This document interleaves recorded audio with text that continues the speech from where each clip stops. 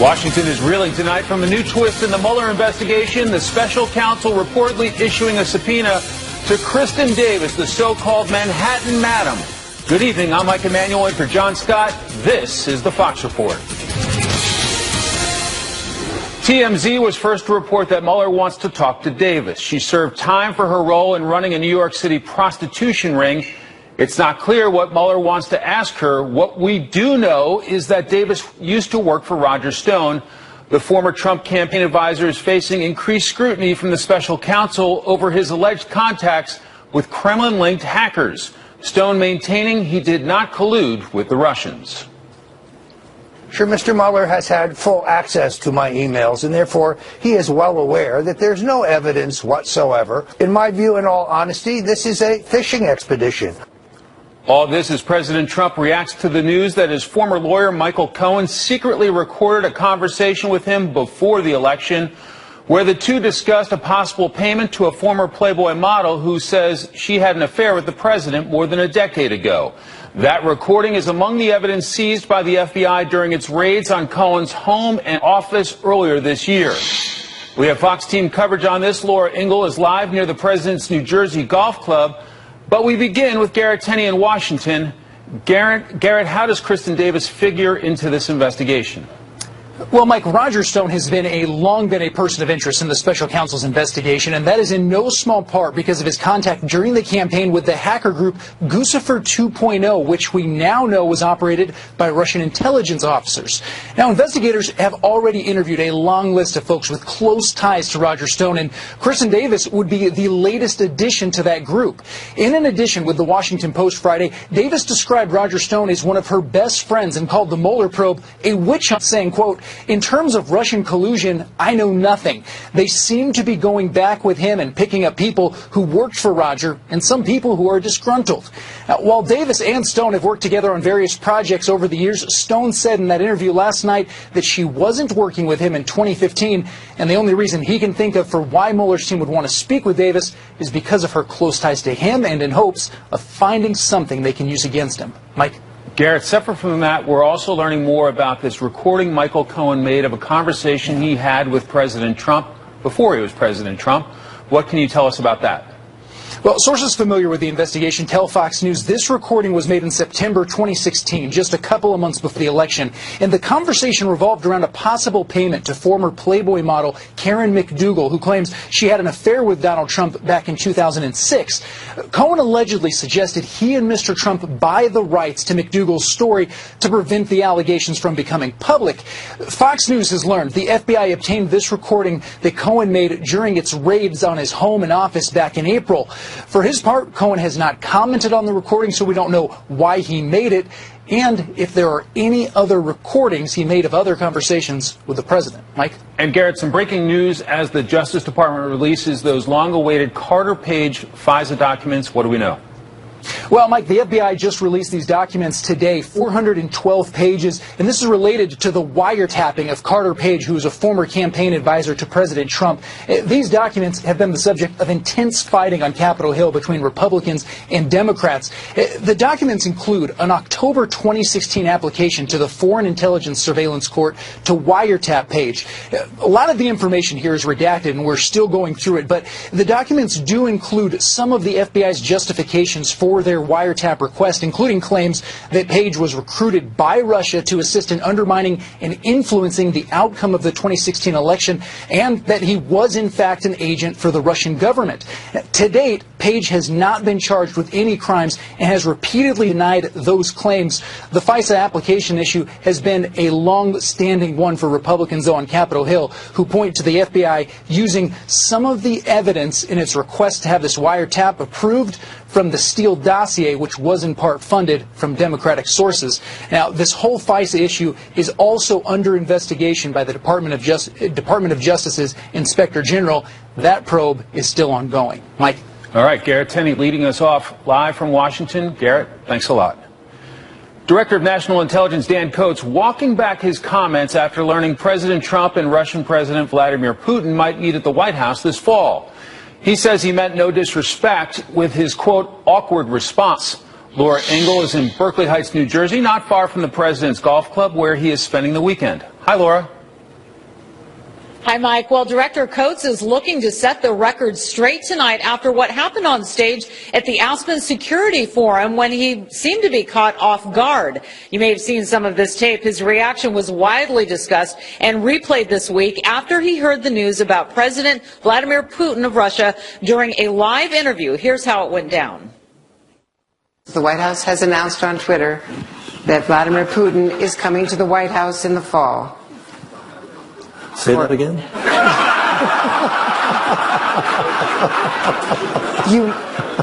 Vladimir Putin coming Did I to hear you? Did I hear you? Yeah. Okay. Yeah. That's going to be special. Well, tonight he released a statement which reads in part, "Some press coverage has mischaracterized my intentions in responding to breaking news presented to me during a live interview. My admittedly awkward response was in no way meant to be disrespectful or to criticize the actions of the president." Coates adds that the entire intel community is committed to providing the best possible intelligence to inform and support President Trump's ongoing efforts to prevent Russian meddling in our upcoming elections. We also have an update on the Michael Cohen discussion we've been reporting on all day long. A source familiar with the federal investigation into Cohen's business dealings tells Fox's John Roberts that the president's legal team did not assert attorney-client privilege with this recording because they had learned that the New York Times knew about it and that the information was essentially going to be out there anyway. Now, the source also says that the president's legal team has no plans to release that recording, even though they feel it's exculpatory and will not harm the president. Mr. Trump tweeting earlier today this: "Inconceivable that the government would break into a lawyer's office early in the morning, almost unheard of. Even more inconceivable that a lawyer would tape a client. Totally unheard of and perhaps illegal. The good news is your favorite president did nothing wrong." Now, he's talking about this nearly 2-minute chat that was revolving around a possible payment to a former Playboy model who claimed she had an affair with Mr. Trump in 2006, something he has denied. Kara McDougal said that she sold her story to the parent company of the National Enquirer in August of 2016, but the story was never published. Now, this conversation was reportedly about paying McDougal for her life rights to the story, but the payment was never made. But we're getting that new information tonight from John Roberts' source that they, in fact, knew about this and waived the attorney-client privilege for this one phone call, or this one conversation. Back to you, Mike. All right, Laura Ingle, live in charming Berkeley Heights, New Jersey. Laura, thanks a lot. For more on all this, let's bring in Daniel Halper, contributing editor for the Free Beacon and the Weekly Standard. Daniel, great to see you. Likewise. Thanks for having me. At least one powerful lawmaker has concerns about the impact of the Michael Cohen revelations. The House Homeland Security Chairman, here's Congressman Michael McCaul. It concerns me. I think, look, we have I think we're looking strong going into these midterm elections, but some of these issues are out of our control. We've done a lot of really positive things for the American people, and I don't want to get off message on that. What about that concern about House Republicans getting off message ahead of November? I think a lot of Republicans have that concern, that they're running campaigns, they're back in their states, their districts, they're trying to get elected, trying to run on this great economy, this other good economic news, and there are tons of distractions coming out of Washington that they fear are overshadowing perhaps their good campaigning. I don't know if that exactly runs one-to-one if people are voting based. We don't know, obviously, whether people are voting based on their preference for Trump, on who they have, who they're going to Congress or who they're going to the Senate, but that's obviously their concern. Then there's the Robert Mueller probe itself. Take a listen to Professor Alan Dershowitz, and I'll ask you to react to it. Collusion's not a crime, and I think, they'll have a report. In the report, they'll put together all the pieces, and they'll leave it to Congress to see if they can find something which they deem an impeachable offense. But I think in the end, it'll just be a report. Quote, in the end, it'll just be a report. Do you agree? Probably. He's the lawyer. He's the expert. I think that's probably right, that we're not going to see indictments of the president or anything like that, per se. But that doesn't mean that a lot of people can't fall until that report gets down. We're seeing Michael Cohen. I know it's not the Mueller investigation, but it's a somewhat related investigation. We're seeing other associates of President Trump in this investigation. I mean, this investigation is a cancer on the administration. It's very, very damaging. They're trying to focus on other things, trying to get their economic agenda, their domestic agenda, even their foreign policy agenda forward. And this, they can't. There's nothing they can do to get rid of this investigation. That this investigation keeps going on, and more people keep getting pulled in, and it's becoming more and more embarrassing for the president and the administration. Interviewing, investigating, indicting all the actions of the Mueller probe. Any sign of it ending anytime soon? You know, Rudy Giuliani said that maybe September. I don't know. That seems a little ambitious. I think Robert Mueller has a big strategy here, and I think nobody knows what that is. It's very he hasn't been leaking much, I think, and it's you know, there's like 5 people who know what's going on. But I would suggest that the indictments of the Russians the other week and all these continued actions mean that it's not at all getting close to it. If anything, it's ramping up and not ramping down. And I think I just don't see it ending anytime soon. Daniel, President Trump has taken some heat even from some of his allies on the Helsinki summit this week with Vladimir Putin of Russia. How rough was it in your view? Well, look, because of these investigations, because, of course, they're related to Russia and Russian meddling and the accusation of Russian collusion, in some sense, he couldn't have done well. In a weird way, it's strange that he did the election, that he did this whole summit, because there was no clear gain. Nobody knew what he was trying to get out of the summit. But President Trump is intent on getting a deal. Nobody knows for what. And I think going in, he was at a disadvantage, and I think he looked small next to Vladimir Putin, despite being much larger than Vladimir Putin. And I think it didn't serve the administration well, because they didn't get anything. But I don't think that there was anything to get out of this summit. So I think, therefore, it was a strange occurrence that I think has really hampered the administration. The walk back, of course, days later, did not help President Trump either. All right, Daniel Halper from the Free Beacon and, of course, the Weekly Standard. Thanks a lot. Thanks, Mike.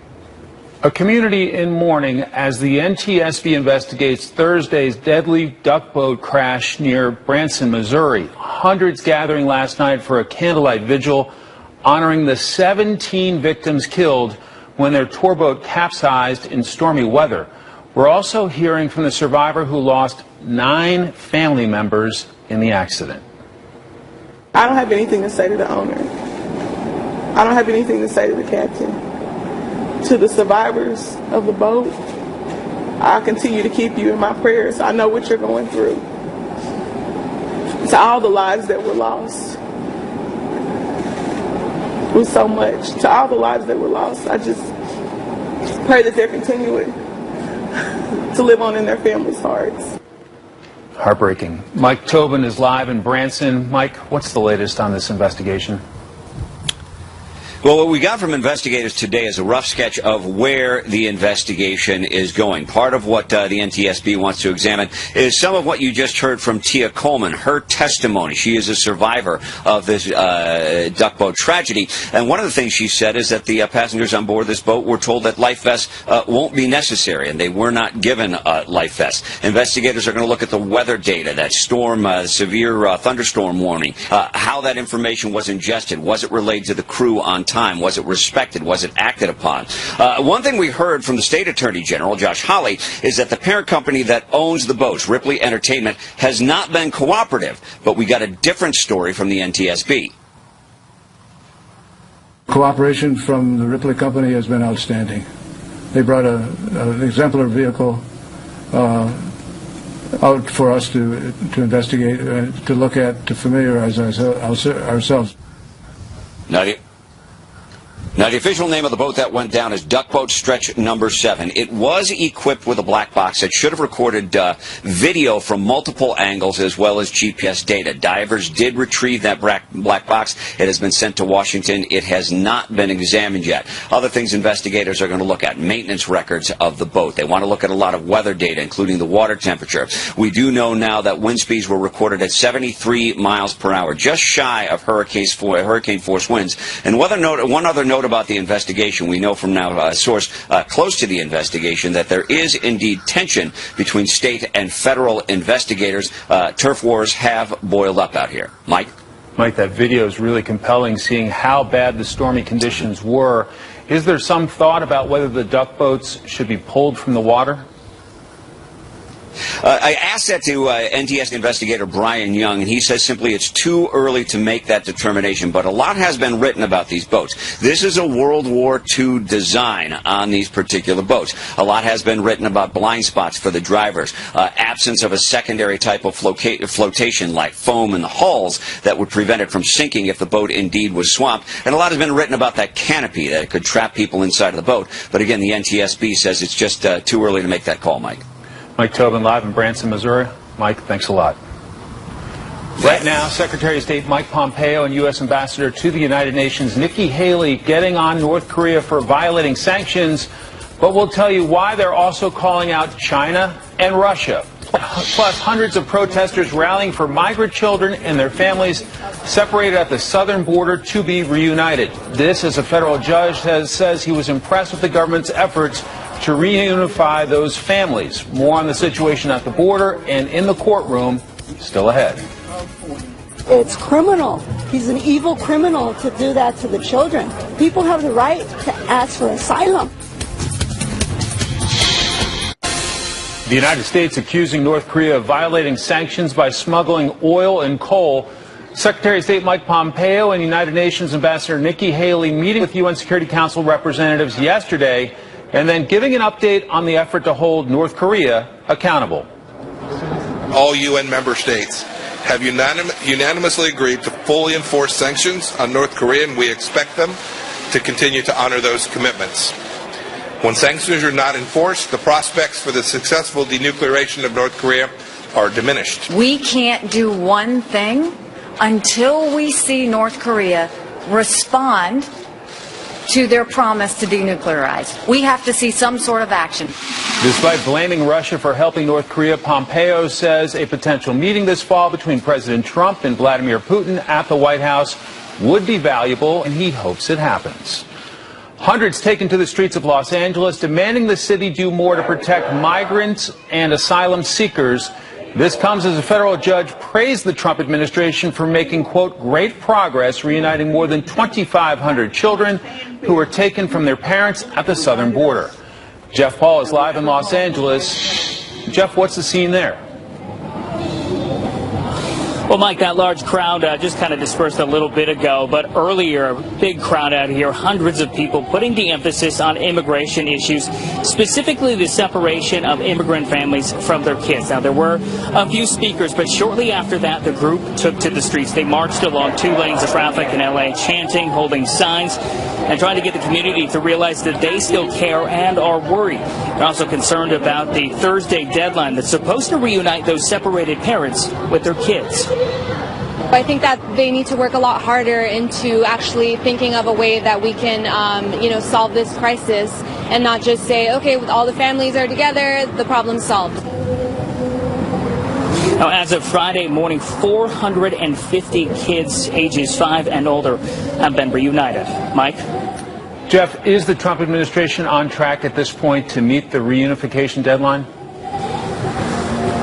Well, according to a federal judge in San Diego on Friday, it sounds like they are. The judge there in San Diego during a court hearing on Friday, federal judge Dana Sabro said in part, quote, I am very impressed with the effort that's being made. It really does appear that there has been great progress towards reunification. It appears this process is working and is on track and is on time. Now, some of the activists we spoke with say that even if these families are reunited, there is still a major immigration problem that they feel needs solutions.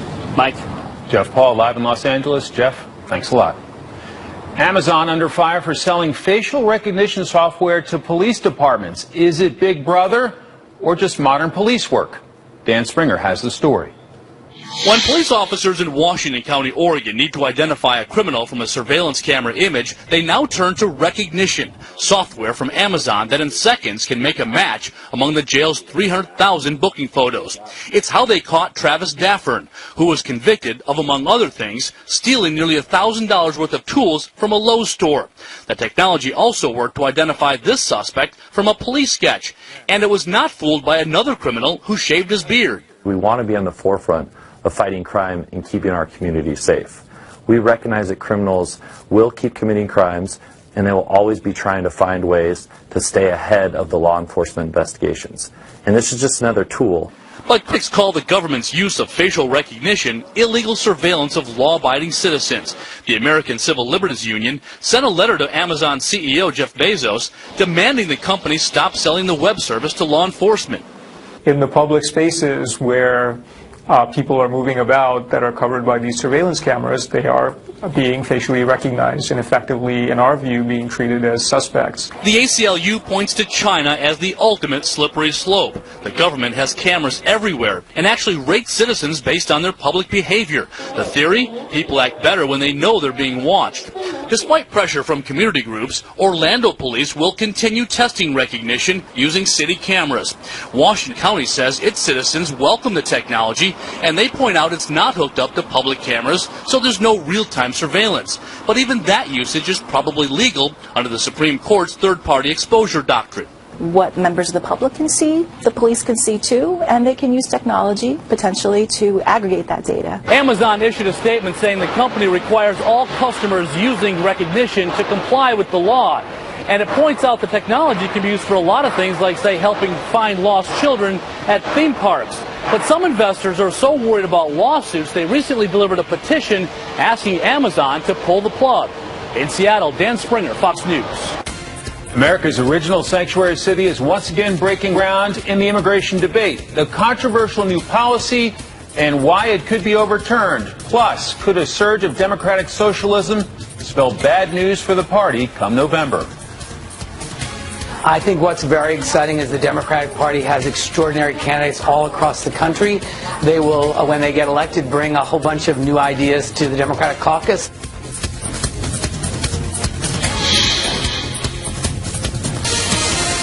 House candidate Alexandria Ocasio-Cortez taking her message nationwide following her surprise primary victory here in New York.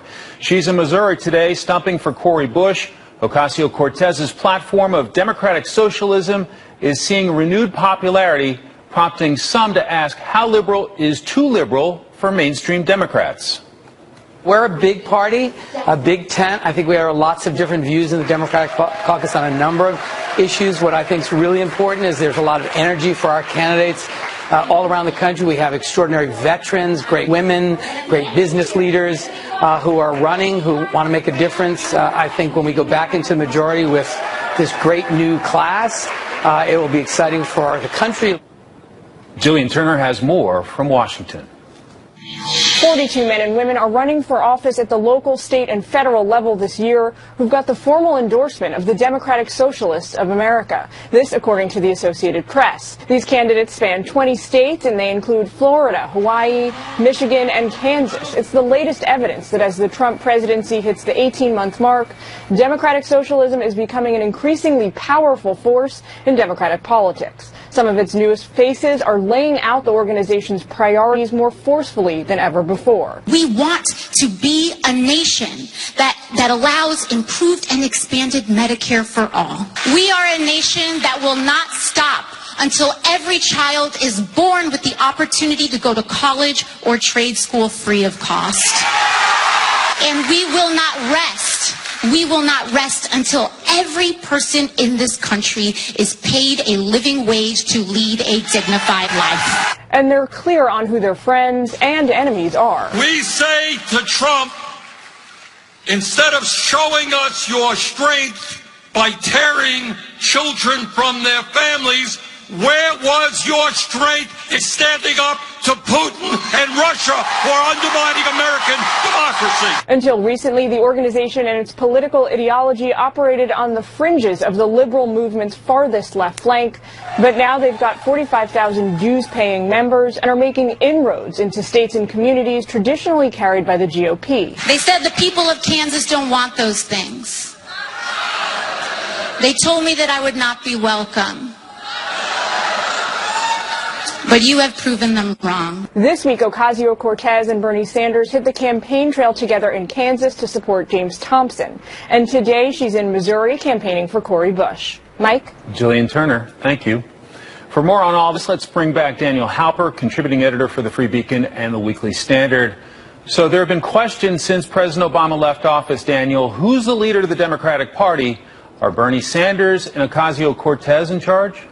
I think it's too early to call them leaders, but if I were a Democrat, I'd be encouraged that at least there's some debate finally going on. It's kind of strange that there has been no voices of, I don't know, robust statism, for lack of a better word, some sort of response, ideological response on the left side. Instead, we've been seeing a lot of hysteria, but finally I think we're seeing an ideology emerge. I don't know whether this can get reelected throughout the country. I'm not, 45,000 dues-paying members to the Democratic Socialists of America is not even enough to turn one congressional district necessarily by itself. But I think I think Republicans should be a little concerned that Democrats are kind of pulling it together. And, you know, Democrats, I think, should be heartened that there's at least a debate on their side. When we heard that some of the most liberal voices were going to be in Kansas, a lot of folks probably said, really? But take a listen to congressional candidate James Thompson, and then I'll have you respond. So when people want to say that this is Trump country,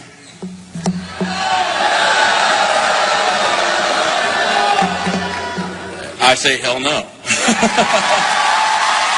I looked at what we've been doing in our district, and that doesn't work. If a centrist message would have worked, and Hillary Clinton would have won here in 2016. So is there any chance, Daniel, even anywhere in Kansas, could go that far left? It's very, very unlikely. But again, I mean, I'm not saying that socialism is going to take over, but I think the Democrats should be heartened that there's a debate. I come from Georgia, and I can tell you, it's a pretty liberal town where I grew up, and I can tell you there's a lot of bleeding heart liberals, even in very, very red states. So, of course, there's going to be some gathering and some acceptance of these sorts of ideas, even in pretty red states. I wouldn't read that much into this rally per se. I think what we're seeing is an extension of Bernieism. And what's strange, though, is there is no Hillary Clinton ideology that has really... I mean, what did Hillary Clinton stand for politically, aside for herself, enriching herself? So I think Bernieism is what has survived the 2016 election for the Democratic side. And until it's challenged by somebody else on the Democratic side, I think that will continue to pick up strength and perhaps be an organizing tool for a lot of these candidates throughout the country. Is it your analysis this is the response to President Trump, like the Tea Party on the other side was the response to President Obama? I've long thought that, but I don't know. You know, I think I perhaps think a little bit different. Perhaps this is left-wing populism in response to conservative populism. So if President Trump was the conservative populist, then this is, of course, left-wing populism. There's some debate whether or not you can even have that. Perhaps it's just socialism, and they're coming out and saying that they are socialists. But what's strange is that they're actually trying to pick up the strands of President Trump. You know, they agree on trade, and for instance, it's not President Trump. It's not at all what he believes in. But they're trying to appeal to the people in a way that he does, right, and shun the elites. I think that's a good message for Democrats, the shunning of the elites, and that is like the Tea Partyism, and perhaps it will gain a lot of purchase in the Democratic Party. Daniel, we've seen all these Democratic candidates basically saying flat out that they are not going to vote for Nancy Pelosi to be the next Speaker of the House. How alarmed should Pelosi and her allies be? I mean, they've been saying this for a long time, right? So the Republicans have been running against Pelosi for 10 years, and Pelosi...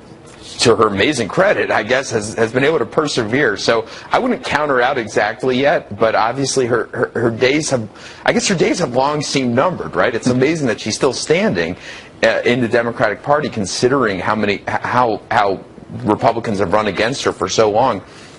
But you know, I think when it comes to Election Day, we'll see if that blue wave is real, if there's actually a groundswell of support. And by the way, you got to see who the alternatives are to Nancy Pelosi. Right. And I think Democrats have to see that in order to make up their mind. And right now, there really is no alternative to Nancy Pelosi. And we'll be talking about this for months. Daniel Halper from the Free Beacon and the Weekly Standard, thanks a lot. Thanks, Mike. Meanwhile, citizenship no longer required to vote in some San Francisco elections. William Lajeunesse explains. San Francisco, America's original sanctuary city, scored another first on Monday, registering illegal immigrants to vote. Today, we will say to our families, we need you to have a voice. 2 years ago, voters here approved Proposition N, amending the city charter, giving anyone over age 18 with a child in school the right to vote in school board elections, including non-U.S. citizens, even those without legal status. You shouldn't be here. Your kids shouldn't be here. You should be thankful that we're educating them. And now you want to tell us how to run the schools? I don't think so. Critics say voting is a right of citizens. Extending it to illegal immigrants creates confusion, a sense of entitlement, and a slippery slope. School board today, city council tomorrow. San Francisco now, next, Los Angeles and beyond. It'll absolutely spread like wildfire. There's nothing in this state when it's a benefit to illegal aliens that doesn't spread like the plague. San Francisco Unified, with some 50,000 students, is the only public school district in the city and county of San Francisco. Supporters say it is only right to give parents who have kids in school a voice in how those schools are run, documented or not. I think there will be parents who will register because parents feel so strongly about public education and how profound it is in a child's life. Emotions here run high when it comes to immigration. Some fear ICE will obtain the voter roll to arrest illegal immigrants. Others believe the city's sanctuary status will protect those who register. Under federal law, non-citizens can't vote in federal elections, and the California Constitution also requires voters be citizens and state residents, which is one reason why some believe this measure could be overturned. However, as of yet, it has gone unchallenged. In Los Angeles, William Lajeunesse, Fox News. A quick programming note for you. Coming up right after us, it's a brand new episode of Water's World. Let's check in with Jesse for a preview. Long lost footage of Hillary Clinton, Shark Week, and the Mooch and I play beer pong tonight. Can't wait to see who wins. We'll have that for you tonight, top of the hour, 8 o'clock Eastern. A vintage airplane trying to take off becomes a fireball. We'll tell you what happened. Plus, the guns fall silent as a ceasefire is reached between Hamas and Israel. How long will it hold? More on this straight ahead.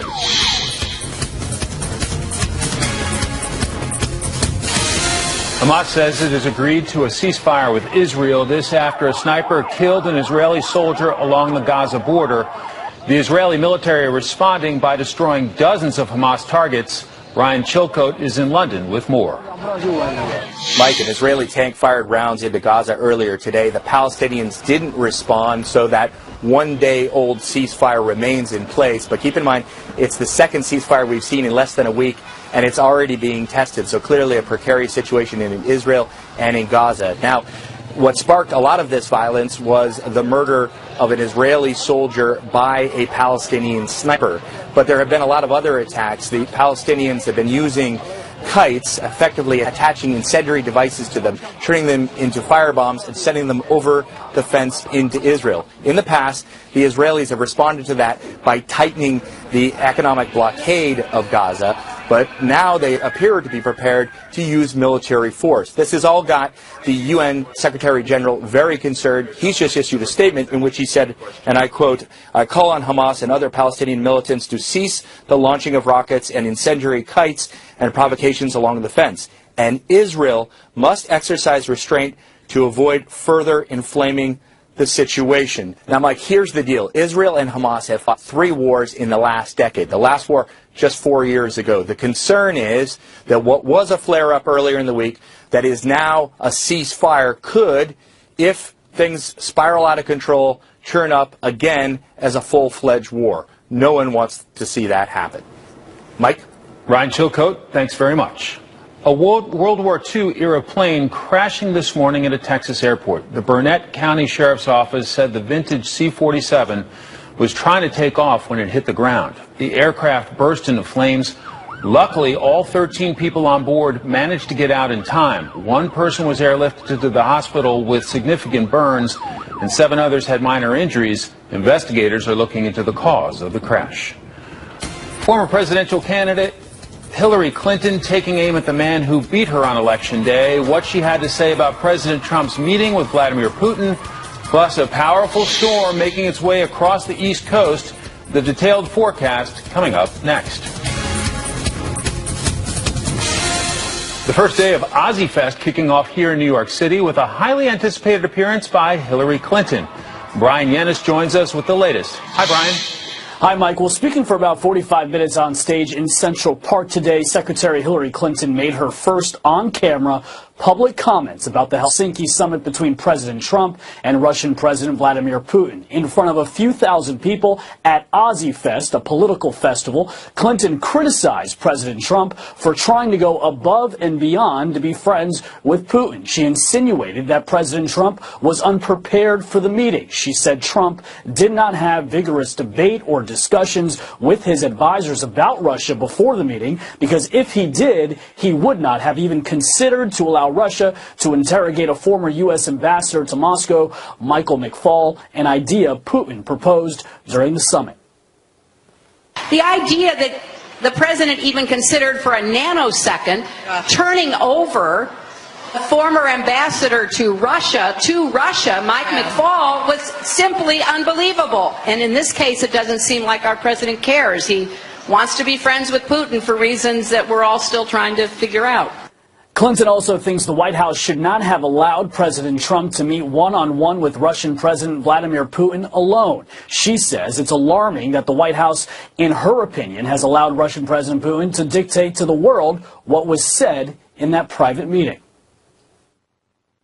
You can have one-on-ones, as they're called, with friendly leaders, and that has happened. You need others in there, and you particularly need a note-taker so that there can be no mistake about what was said. Clinton's comments today come just 2 days after Trump tweeted, "Will the Dems and fake news ever learn? This is classic." And attached was a 10-second video clip in which Hillary Clinton says the U.S. wants very much to have a strong, prosperous, stable Russia. Clinton responded, noting the clip was a 2010 interview in which the president of Russia at the time was reformist Dmitry Medvedev. She tweeted a video in which she has tougher words for Putin and calls Trump a Kremlin puppet. Those two are still at it. Mike. Brian Yennis, thanks very much. Heavy rain where we need it the least, with much of the western U.S. still on fire, dealing with wildfires all the way from Washington State to Southern California. It's the Northeast that's getting treated to an unusual summertime nor'easter. AccuWeather meteorologist Melissa Constanzer joins us now from the AccuWeather studio to break it all down. Hi, Melissa. Hi, Mike. We are looking at really two powerful systems here still cutting through the eastern half of the nation. And you can see that one that brought so many tornadoes to Iowa still spinning up here through Indiana and Michigan. But meanwhile, we talk about the heavy rain giving it soaking right now to the East Coast. Places like Washington, D.C. just in deluge with this rain. Northern Virginia, lots of flash flood watches. And you can see the storm system almost has bands. It almost looks like a tropical system, but it's still a cold core system. So it's not a tropical system, but nonetheless still bringing heavy rain. And this storm system will start to crank up, wind up a little bit as it works its way northward overnight. So we could see an extension of those flash flood watches, as well as more heavy rain, travel delays through the overnight hours. Let me show you what it looks like here on our futurecast, because as you can see, those bands producing some very heavy rain. It's all about where those bands will be, how much rain you get. But places like Washington, D.C. could pick up 3 to 5 inches as we go through the overnight hours. Boston, probably a little bit less as you go up your way through the Northeast and the I-95. Now, head in through your Sunday. And we are talking about here still those two lows interacting, but the one producing the really heavy rain right now tries to work into Canada. The next one comes in from the west here, and that means more rain for your Sunday. And get the umbrella set for the week because we are stuck in this pattern here for the East Coast. We'll keep it unsettled as we go through much of the week. Meanwhile, the heat stays through the west and not much relief for that firefight through much of the west coast there, Mike.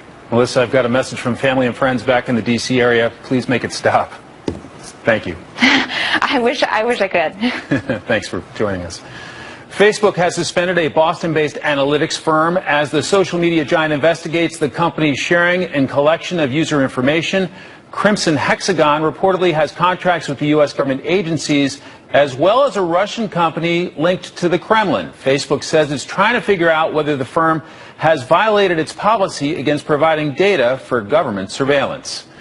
Some potential good news for those of us who like to fish. The new bill that could have you digging out the old tackle box. Yeah, I'm gonna go fishing right now.